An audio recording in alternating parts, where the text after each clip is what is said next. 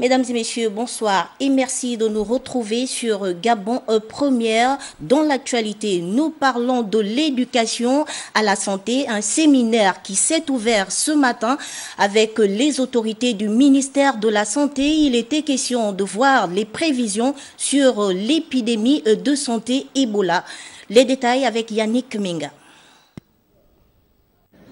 Il s'agit d'un exercice de réponse à l'éclosion d'une épidémie d'Ebola organisé par le service de santé militaire.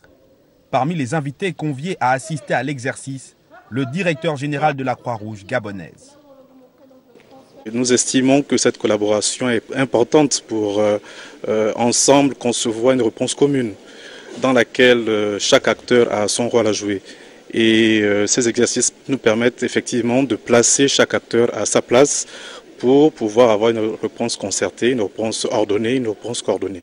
Le service de santé militaire, par cette action, entend prévenir une éventuelle épidémie. Vous voyez bien que dans la sous-région, nous sommes interpellés. Depuis le début de l'année, il y a des flambées épidémiques en RDC. Et donc il est important que le Gabon, qui se situe quand même comme un pays à risque, puisque nous avons essuyé ce type d'épidémie dans l'histoire au moins 3 fois, donc il est important que le Gabon soit préparé à la réponse en cas d'éclosion d'une épidémie Ebola.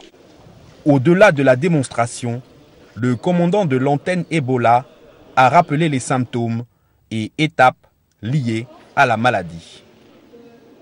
Ces symptômes n'apparaissent pas tout de suite. Ils ont une durée variable de 2 à 21 jours.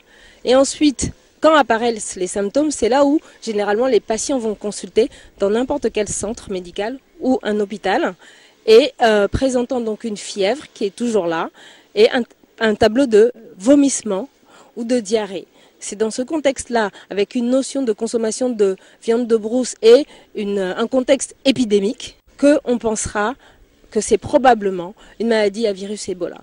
Cet exercice, appliqué en collaboration avec le ministère de la Santé, la Croix-Rouge et l'OMS, a lieu 2 fois par an.